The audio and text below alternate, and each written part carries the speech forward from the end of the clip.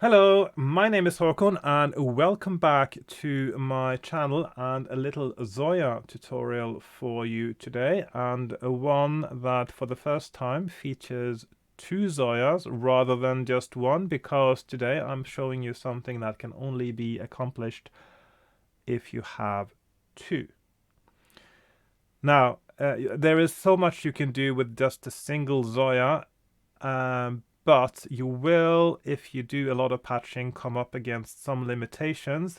And one that I have experienced several times is that if I want to create quite a complex sound generation patch, there's usually not enough headroom for me to put in the effects I want as well, because I'm using the Zoia for effects, but of course, in addition to that, sometimes I want to generate audio. So the idea behind getting a second one for me was that one would be dedicated primarily to sound generation, and the second one primarily to sound effects.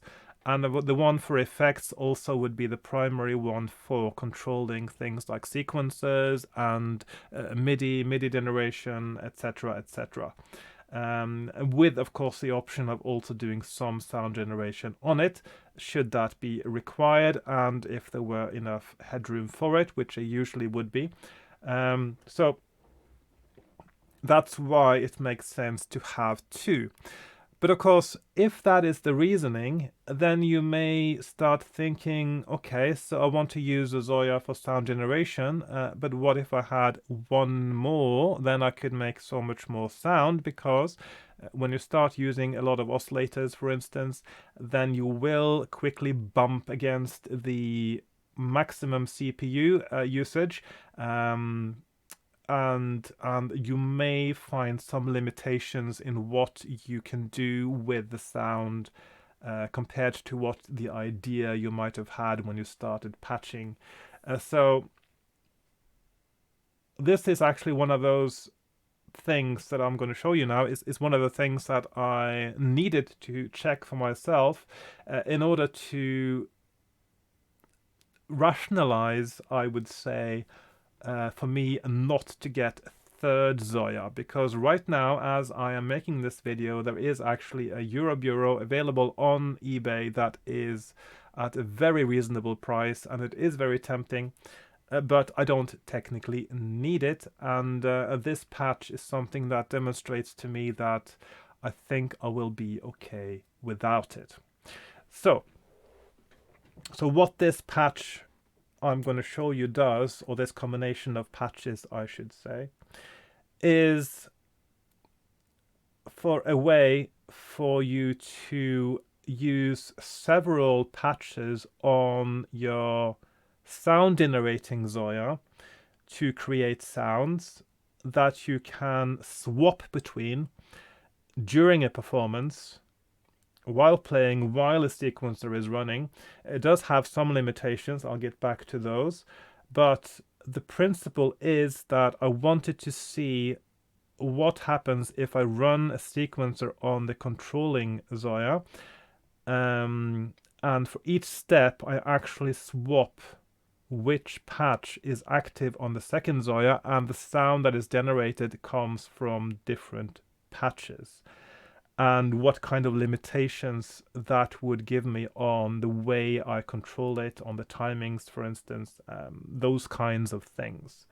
So I'm just going to play it for you now. What I have, so I have two different identical patches with one difference on the second Zoia. One is a triangle wave, the other one is a sawtooth wave. So it swaps between those two, and I'll just play that now.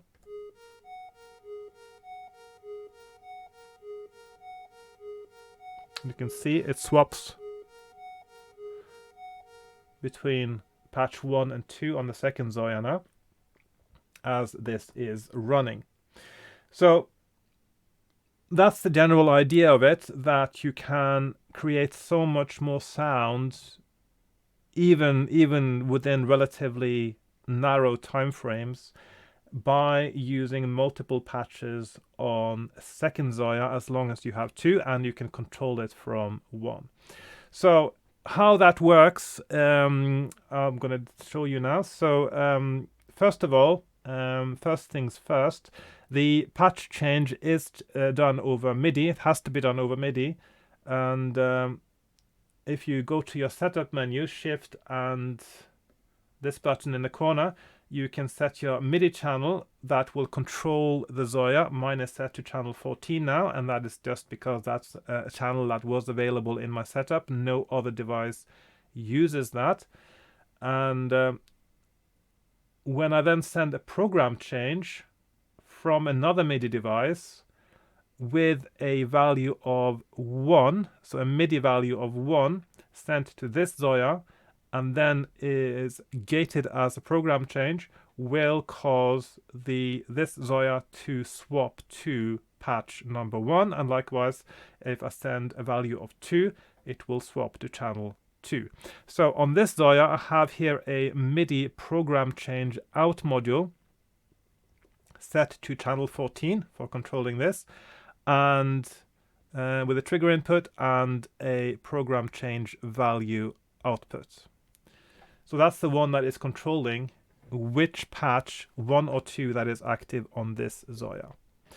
And just for demonstration purposes, this is just a proof of concept, not meant to be musically interesting. I have 2 sequencers, one with note values that are now sent to this Zoia via a MIDI note in module here. And of course, it doesn't matter what channel this is on. This is not the channel you use for controlling the Zoia necessarily. I just picked a random channel that was available, in this case channel 7, I believe. The thing about the Zoia is that when you work with MIDI, it is so transparent exactly what channels, what CCs, what values you are working with. It's a lot easier to work with than it is on many other devices, and it's easier to troubleshoot if something doesn't work as well, because you can check that the sending device, the sending module, is the same value as the receiving module, etc. So so the MIDI note output here is sent to this note out, MIDI note out module, and it's received by this MIDI note in module. And this goes then to the oscillator frequency input, and the oscillator frequency input, this and the gate input from the MIDI note input module, goes to this ADSR, which controls a VCA, and of course the output from the VCA is sent to the audio output, and the output from the oscillator is sent to the VCA input. So pretty standard stuff, nothing exciting. And then one is set to sawtooth and the other one to triangle, just to hear the difference as well. Now the magic, as it were, happens on this module, because you can't just send a program change and a note value at the same time, because it wouldn't sync with each other, and strange things could happen.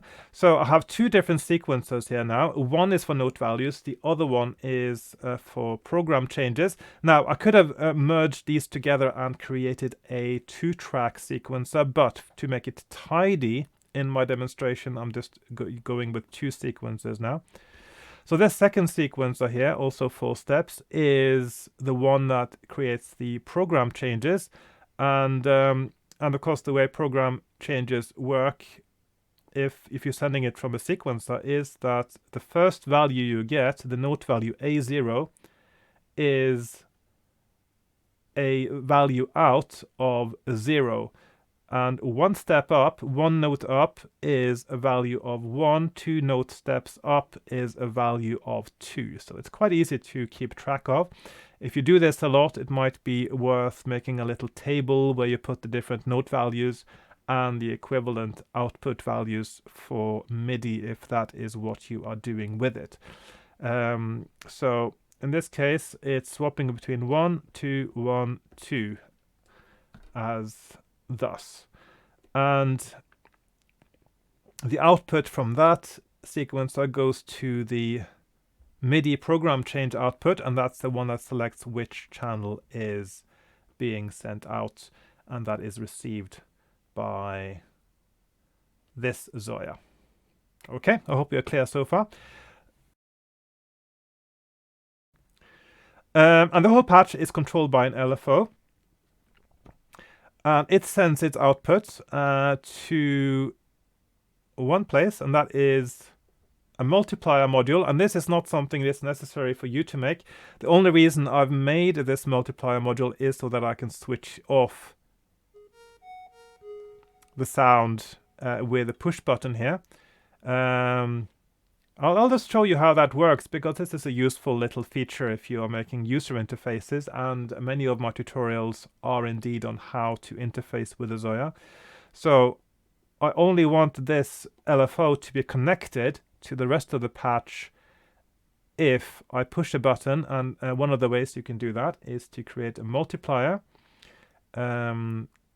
which has two pads that are multiplied by each other, and that goes to the output. And one pad here is connected to a latching push button module. So that means when I push it, it goes on. When I push it, it goes off, and that sends a value of 1 to this multiplier pad. And as long as that is 1, then of course the LFO's output goes through the multiplier and sends it onwards. And this multiplier goes to two places. It goes to program change trigger, and it goes to a delay module, because it isn't instant, of course, to change a program on the Zoia. So I want the LFO first of all to start the program change, and then the delay is there so that once the program has changed, then this LFO is then sent onwards to the other modules that change something in the patch, such as the note value and of course the next program change value that is going to affect what the next step is, which patch on the sound generating Zoia gets to play the next step. Okay, so the output from this delay goes to the gate inputs for both the sequencers, so both for the one with notes and the one with the values that select the program change, and also it goes here to the gate output for the MIDI note output. So that's the one that receives which note is going to be played, and the actual gating of the note on the sound generating Zoia. So quite basic stuff, really. So when I was trying this out, I needed to find out how long does this delay need to be in order to reliably play or alternate between two different notes. And I'll demonstrate now the difference between different times. So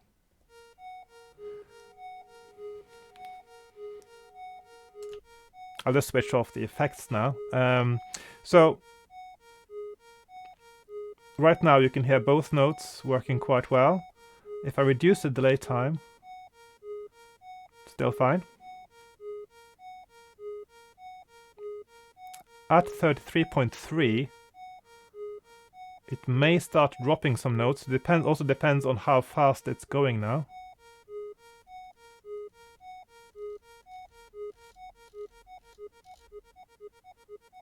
Actually, it seems to be holding up rather well.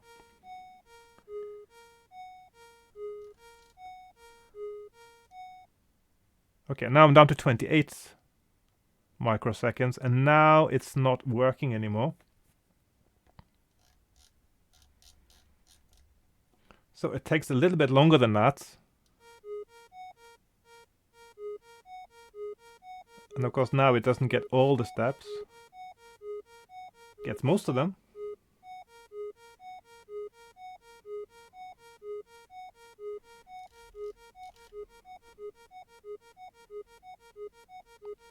So in order to get a reliable every single time to make the sound get generated. This will, of course, depend a little bit on what kind of patching is being done in your sound generating patch, because there are ways of generating sound that will require more processing steps and possibly further delays to when the sound is actually generated. And so this time may need to be adjusted upwards, but the minimum it seems to be working at is about 32 microseconds. And then for each step of processing that delays the generation of sound on the sound generating Zoia, you might need to add 1 click to this time. So that's something that just needs to be adjusted as you go and just see what works reliably in your patch. So, but once that is set, it also works for quite fast LFO times.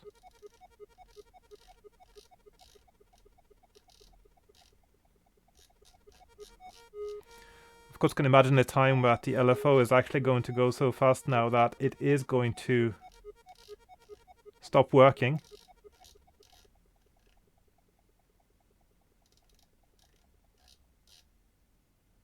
But of course, normally you wouldn't need an LFO to run that fast, and of course you wouldn't get much interesting sounds either at those kinds of rates. So that's the general principle of it. Now, one limitation I think I said earlier, at least I meant to say that there is a limitation to this method that is very important, and that is that you cannot then change dynamically any settings for the sounds on the patches that are used for sound generation while running it with this kind of system. Now, what is possible to do, and of course this is a slightly more complex thing, you can also send additional MIDI control messages, control chains messages, CCs, to the second Zoia that will affect parameters in the sound generation from the controlling Zoia. Perfectly possible, but of course then you also have to check the timings, because the way that MIDI works, a MIDI only sends one message at a time. It's a serial interface, and even though it is really fast, every time you send more than one message at a time, they actually get lined up and sent in sequence, so that once you have a lot of them, then that will introduce a small delay in the processing from the first to the last. That might make a difference to the timings, but you do have quite a bit of leeway here, and it is generally quite fast to swap between patches. 34.7 microseconds, so 1/30th of a second. That is not bad. It is enough to introduce a lot of flexibility in how you generate sounds using 2 Zoias. That might actually reduce your need for a third Zoia, even though, of course, a third Zoia might be tempting and it might open up new possibilities, and you wouldn't need to do this, and it would be easier to dynamically change your sounds while playing, etc., etc.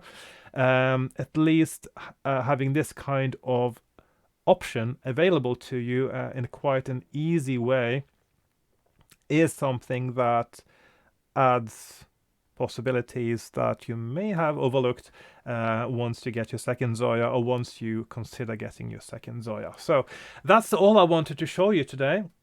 You can control multiple patches very easily on a second Zoia once you use your first Zoia as a controller for it. And that means you can do different sounds in quick succession and make it seem like you have a much more complex sound generating patch running than otherwise might be the case. So that's what I wanted to show you today, and I will make future patches or future demonstrations, future tutorials on how to do things with more than one Zoia, but this is the first thing I wanted to show you because it's something I needed to see for myself in an effort to prevent myself from buying a third Zoya.